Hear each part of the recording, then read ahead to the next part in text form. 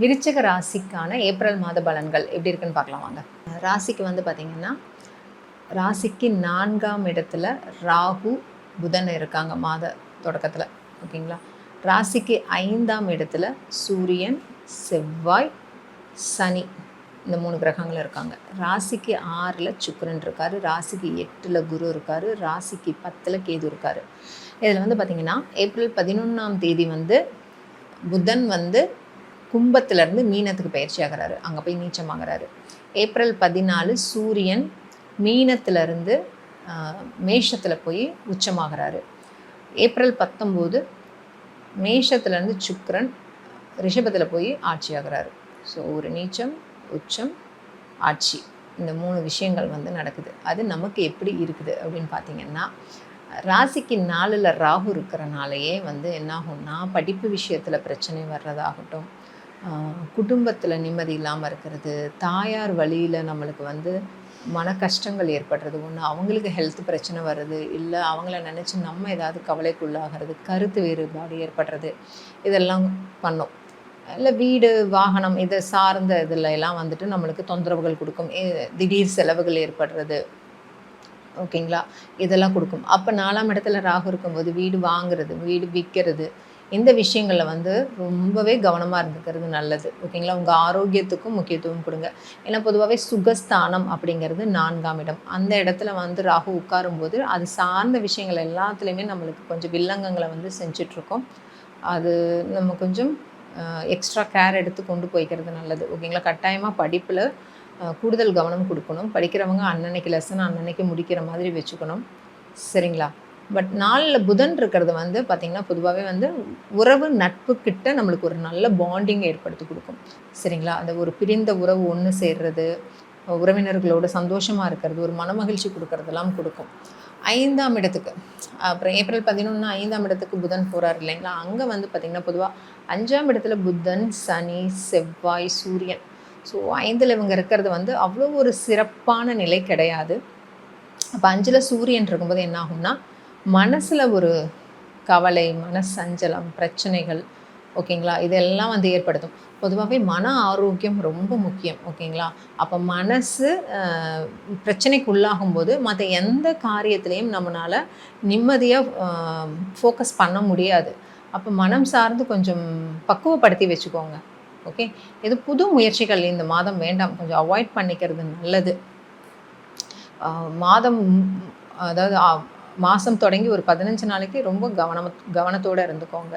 அப்புறம் செவ்வாய் 5ஆம் இடத்துல இருக்கிறதும் பார்த்திங்கன்னா என்ன ஆகும்னா, நம்மளுடைய பொருட்களை நம்ம தொலைக்கிறது, ஓகேங்களா, மன தைரியம் குறையிறது, ஏதாவது ஒரு பயம் ஆள்கொள்கிறது, நம்மளை மன இறுக்கமாகிறது. ஸோ மனம் சார்ந்து என்னென்ன பிரச்சனைகள் கொடுக்குமோ அதெல்லாம் இந்த கிரகங்கள் வந்து கொடுக்கும். 5ஆம் இடத்துல சனி இருக்கிறதும் பார்த்திங்கன்னா குழந்தைகள் சார்ந்து ஏதாவது ஒரு கவலையை கொடுக்கறது. ஓகே. இல்லை குழந்தைங்களுக்கு நம்ம ஏதாவது அதிகமாக செலவு பண்ணுற மாதிரியான சூழ்நிலையை ஏற்படுத்துறது, பூர்வ புண்ணியத்தில் பிரச்சனைகளை கொடுக்கறது, ஒரு பூர்வீக சொத்து விற்காமல் தடையாகிறது, இல்லை விற்றாலும் ப்ராப்பராக நம்மளுக்கு கைக்கு பணம் கிடைக்காமல் இருக்கிறது, இதெல்லாமே பண்ணும். ஸோ கட்டாயமாக இந்த மாதம் நிச்சயமாக ஒரு தெய்வ வழிபாடு வந்து நீங்கள் பண்ணுறது ரொம்ப நல்லது. மனசை வந்து பொறுமையாக வச்சுக்கிறதும், ஓகேங்களா, மனசை கொஞ்சம் சந்தோஷம், மனசுக்கு எந்த விஷயங்கள்லாம் பண்ணால் சந்தோஷம் தரும் அப்படின்னு தயவுசெய்து தேடி அதெல்லாம் பண்ணுங்கள், தப்பு கிடையாது. ஓகேவா. மன ரீதியாக தாக்கங்கள் வராமல் பாதுகாத்துக்கிறது நல்லது. முக்கியமாக இதை தான் விருச்சிக ராசிக்கு சொல்லணும். ராசிக்கு 6ஆம் இடத்துல சுக்கிரன் இருக்கிறதும் பார்த்திங்கன்னா அவ்வளோ ஒரு சிறப்பான நிலை கிடையாது. ராசிக்கு 6ல் சுக்கிரன், அதுக்கப்புறம் ராசிக்கு 7ஆம் இடத்துக்கு சுக்கிரன் போவார். ஏப்ரல் 19 ராசிக்கு 7க்கு சுக்கிரன் போகும்போது பார்த்திங்கன்னா தேவையில்லாத ஈகோ பிரச்சனைகள் இதெல்லாம் ஏற்படும். ஸோ 6ல் இருக்கிறது கூட பரவாயில்ல, 7ஆம் இடத்துக்கு போகும்போது இந்த மாதிரியான பிரச்சனைகளை கொடுக்கும். ஓகேங்களா. கணவன் மனைவிக்குள்ளார கருத்து வேறுபாடு இதெல்லாம் வந்து ஏற்படுத்தும். அங்கே ஆட்சி தான் ஆகிறாரு, இருந்தாலும் வேணால் நீங்கள் வேணால் பாருங்கள், மேக்ஸிமம் வந்து ஈகோவை வந்து எழுப்பி விட்டுரும் இந்த 7ஆம் இடத்துல இருக்கிற சுக்கிரன். 6க்கு சூரியன் போகிறது வந்து பார்த்திங்கன்னா சூப்பர் சிறப்பு. எந்த விஷயம் முயற்சி எடுத்தாலுமே அதில் ஒரு வெற்றியை பார்க்கலாம். உடல் ஆரோக்கியம் அதிகமாகும். அப்போ ஏப்ரல் 15க்கு மேலே ஒரு 14க்கு மேலே பார்த்திங்கன்னா அந்த சூரியன் 6ஆம் இடத்துக்கு போகிறது ஒரு அருமையான நிலை. அதுக்கு முன்னாடி வரைக்குமே கொஞ்சம் வந்து கவனத்தோடு இருந்துக்கிறது தான் நல்லது. ஓகேங்களா. ஓவராலாக வந்து இந்த மாதம் எந்த இடத்துலையும் வாயை திறக்காமல் கப் சிப்னு அமைதியாக இருந்துக்கிட்டால் சிறப்பாகவே போகும். ராசிக்கு 8ல் போய் குரு மறைகிறார். ஸோ 8ல் குரு இருக்கிறது அவ்வளோ ஒரு சிறப்பான நிலை கிடையாதுங்க. எந்த ஒரு முயற்சி எடுத்தாலும் அதில் தடை ஏற்படுறது, ஓகேங்களா, தேவையில்லாத கெட்ட பேர் ஏற்படுறது. அதாவது நம்ம நினைக்கிறோம் இல்லைங்களா, இப்போ இந்த சனி, ராகு, கேது இவங்கெல்லாம் கெடுதல் பண்ணுறாங்க அப்படிங்கிற மாதிரியான ஒரு விஷயங்கள் நம்ம நினைக்கிறோம். அதே மாதிரி தான் சுபகிரகங்களும் சரியான இடங்களில் இருக்கும்போது தான் அதற்கான நன்மைகளையும் நம்ம பெற முடியும். அப்போ 8ல் குரு இருக்கும்போது பார்த்திங்கன்னா அவ்வளோ ஒரு சிறப்பான நிலை கிடையாது, ஓகேங்களா. ஸோ அதனால் எப்பவும் சொல்கிறது தான், ஸோ குரு வழிபாடு பண்ணுறது விருச்சிக ராசிக்கு ரொம்ப நல்லது. ஏன்னா 2ஆம் அதிபதி 5ஆம் அதிபதி இல்லைங்களா, அவர் போய் 8ல் மறைகிறாரு. அதனால் குரு வழிபாடு பண்ணிட்டு வாங்க வியாழக்கிழமைகளில். இந்த 8ல் குரு இருக்கிறனால புது முயற்சி பண்ணாதீங்க, யாரை நம்பியும் கொடுக்கல் வாங்கல் வச்சுக்காதீங்க, யாருக்காகவும் ஜாமீன் போடாதீங்க. ஸோ இதெல்லாம் கொஞ்சம் அவாய்ட் பண்ணிக்கிட்டோம்னா பெரிய பிரச்சனைகள் வராது, சரிங்களா.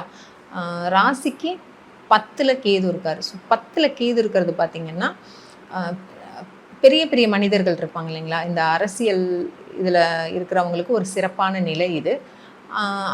அந்த மாதிரி அரசியல்வாதிகள் மூலமாகவும் சில லாபங்களை பெறக்கூடிய காலகட்டம் இது. பொதுவாகவே வந்து விருச்சிக ராசி வந்து பெரிய பெரிய நபர்களோட சீக்கிரமாக தொடர்பை வந்து ஏற்படுத்திக்கும். ஓகே, ஸோ இந்த ராசியில் இருக்கிறவங்க என்ன பண்ணலாம் இந்த மாதம் அப்படின்னு பார்த்தீங்கன்னா, இதில் வந்து விசாக நட்சத்திரத்தில் பிறந்தவங்க முருகன் வழிபாடு பண்ணுறது, விழாமரம் இருக்கிற கோவிலுக்கு வந்து அடிக்கடி போயிட்டு வர்றது, அந்த மரத்தடியில் உட்கார்றது, ஓகேங்களா, இது வந்து ரொம்ப நல்லது. அனுஷ நட்சத்திரத்தில் பிறந்தவங்க வந்து பார்த்திங்கன்னா மகிழ மரம் இருக்குது இல்லைங்களா, மகிழ மரம் சரவிருச்சமாக இருக்கிற கோவிலுக்கு அடிக்கடி போயிட்டு வாங்க. உங்களால் முடிஞ்சதுன்னா கார்த்திகை மாதத்தில் உங்கள் ஜென்ம நட்சத்திரம் வர அன்னைக்கு மகிழ மரத்தை உங்கள் கையால் வந்துட்டு கோவில்களில் நந்தவனம் இருக்கும் இல்லைங்களா, மரம் நட்டு வைப்போம் இல்லையா, ஸோ அந்த மாதிரி நீங்கள் வந்துட்டு கார்த்திகை மாதத்தில் அனுஷ நட்சத்திரத்தன்னைக்கு உங்கள் கையால் ஒரு மரம் வச்சு வளர்த்துறது ரொம்ப நல்லது. மகிழ மரம் வச்சு வளர்த்துறது ரொம்ப நல்லது, ஓகேங்களா. பொதுவாகவே மகிழ மரம் வந்து எப்பயுமே பசுமையான இலைகளோடையே தான் இருக்கும். அதில் வந்து காய்ந்த இலைகளையே நம்மளால் பார்க்க முடியாது. அப்படி ஒரு சிறப்பான மரம் மகிழ மரம். ஸோ அந்த மரத்தடியில் உட்கார்றது, மரம் வச்சு வளர்த்து பராமரிக்கிறது ரொம்ப நல்லது. இதில் கேட்டை நட்சத்திரத்தில் பிறந்தவங்க கட்டாயமாக வந்து இந்திரன் வழிபாடு பண்ணுறதும், எப்பெல்லாம் மழைநீர் கிடைக்குதோ, ஓகேங்களா, அந்த மழைநீரை அதிகமாக பயன்படுத்துங்க. பொதுவாகவே வந்து பார்த்திங்கன்னா எல்லாருமே வந்து மழைநீரில் குளிக்கிறது, மழையில் நனையிறது ஒரு சிறப்பான பரிகாரம், ஓகேங்களா. ஸோ கண்டிப்பாக அதெல்லாம் ஃபாலோ பண்ணுங்கள். இந்த விருச்சிக ராசியில் வந்து கேட்டை நட்சத்திரம் பார்த்திங்கன்னா நான் சொன்ன மாதிரி இந்திரன் வழிபாடு பண்ணுங்கள். பொதுவாகவே வந்து கேட்டை நட்சத்திரம் வந்து சீக்கிரமாக தன்னைத்தானே வந்து குழப்பிப்பாங்க, ஓகேங்களா. பொதுவாகவே புதனோட நட்சத்திரங்கள் இருக்குது இல்லைங்களா, ஆயில்யம், கேட்டை, ரேவதி, இவங்க எல்லாமே பயங்கர நாலேஜு, ஓகேங்களா, சூப்பர் நாலேஜ் தான் இவங்களுக்கு. ஆனால் என்னன்னா குழப்பங்கள் வந்து கொஞ்சம் அதிகமாக இருக்கும். அதில் ரொம்ப அதிகமாக இருக்கிறது வந்து பார்த்திங்கன்னா கேட்டை தான், சரிங்களா. அதை இவங்க என்ன பண்ணுவாங்கன்னா தன்னையும் குழப்பி கூட இருக்கிறவங்களையும் குழப்பி விட்டு ஒரு வழி பண்ணிடுவாங்க. ஸோ பொதுவாகவே வந்து கேட்டையில் பிறந்தவங்க வந்து பௌர்ணமி வழிபாடு பண்ணுறது, மூன் எனர்ஜி ரிசீவ் பண்ணுறது ரொம்ப ரொம்ப நல்லது, சரிங்களா. நல்ல நாலேஜான பர்சன் தான் இவங்க. பட் அந்த குழப்பம் தான் கொஞ்சம் அதிகமாக இவங்களை போட்டு தாக்கும். அதிகமாக போட்டு மனசை போட்டு குழப்பிக்காதீங்க, ஓகேவா. கொஞ்சம் கொஞ்சமாக அதில் வந்து வெளியே வாங்க. ஸோ இந்திரன் வழிபாடு பண்ணுங்கள். உணவில் வந்து வல்லாரை கீரை இருக்குது இல்லைங்களா, அது ஏதாவது ஒரு வகையில் வந்து உணவில் வந்து சேர்த்திக்கோங்க. வாரத்துக்கு 1 முறையோ 2 முறையோ, முடிஞ்சதுன்னா புதன்கிழமைகளில் எடுத்துக்கிறது ரொம்ப ரொம்ப நல்லது. பொதுவாகவே வந்து புதன்கிழமைகளில் பச்சைப்பயிறு, கீரை இதெல்லாம் எடுத்துக்கிறது நல்லது, சரிங்களா. அதனால் இதெல்லாம் கொஞ்சம் ஃபாலோ பண்ணுங்கள். அதே மாதிரி இந்திரன் வழிபாடு பண்ணுறது, மன்மதன் வழிபாடு பண்ணுறது வந்து கேட்டை நட்சத்திரத்துக்கு ஒரு சாலச்சிறந்த வழிபாடு, சரிங்களா. பொதுவாகவே கேட்டை நட்சத்திரத்தில் இருக்கிற குழந்தைங்களுக்கு தயவுசெய்து மன ரீதியாக பாதிக்கிறமான விஷயங்களை வந்து சின்ன வயசுலேருந்தே கொடுக்காதீங்க, ஓகேவா. அதாவது ஒரு போட்டி உணர்வு அவங்களுக்கு கற்றுக் கொடுக்காதீங்க. டார்கெட் வெயின்னு தயவுசெய்து அவங்கள ஃபோக்கஸ் பண்ணாதீங்க. பொதுவாகவே வந்து பார்த்திங்கன்னா விருச்சிகத்தில் வந்து சந்திரன் வந்து நீச்சமாவார், ஓகேங்களா. இந்த விருச்சிக ராசியில் பொதுவாகவே அறிவை குறிக்கக்கூடிய கிரகம் வந்து புதன். அந்த எக்ஸ்ட்ரானரியான நாலேஜ் அது வந்து அந்த நட்சத்திரம் கேட்டே வந்து அங்கே இருக்கிறாரு. பட் அந்த இடத்துல பார்த்திங்கன்னா சந்திரன் நீச்சமாவார். அப்போ இவங்களுக்கு வந்து அந்த மன போராட்டம் இருந்துகிட்டே இருக்கும். அப்போ இவங்களை வந்து எப்போவுமே மன ரீதியாக பாதிக்கக்கூடிய விஷயங்களை தயவு செய்து வளர்த்தி விடாதீங்க. ரொம்ப ஃப்ரீ மைண்டடாக, ரொம்ப ப்ராட் மைண்டாக இவங்களை வளர்த்துங்க. அப்படி வளரும்போது ரொம்ப ரொம்ப சூப்பராக இருப்பாங்க. இவங்களுக்கு ஒரு போட்டி உணர்வையோ பக்கத்தில் இருக்கிறவங்களோட இவங்களை கம்பேர் பண்ணி பழக்கப்படுத்துறதையோ தயவு செய்து செய்யாதீங்க, ஓகேங்களா. ஒரு வீட்டில் ஒரு கேட்டை நட்சத்திர குழந்தை பிறந்திருக்குன்னா அந்த குழந்தைய ரொம்ப ப்ராட் மைண்டாக வளர்த்துறது ரொம்ப ரொம்ப நல்லது. ஸோ அவங்க வந்து பயங்கரமாக வந்து வெற்றியை வந்து அடைவாங்க. சரிங்களா? அவங்கள ஒரு குறுகின வட்டத்தில் வந்து கொண்டு வந்துடாதீங்க. இந்த போட்டி மனப்பான்மையை வந்து அவங்களுக்கு அதிகமாக ஊட்டி வளர்த்திடாதீங்க. டார்கெட் வச்சுலாம் ஓட சொல்லாதீங்க. அவங்க அப்படியே ஃப்ரீயாக விட்டிங்கன்னா ரொம்ப சூப்பராக வருவாங்க. பொதுவாகவே விருச்சிக ராசியில் பிறந்தவங்க வந்து பார்த்திங்கன்னா குரு வழிபாடு பண்ணுறது நல்லது. ஸோ இதுதான் நான் ஆரம்பத்துலேருந்தே சொல்லிகிட்டே இருக்கேன்.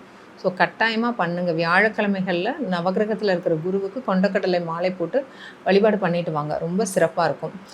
சிறப்பான ஒரு மாதமாகவே விருச்சிகத்துக்கு இந்த மாதம் அமையும்.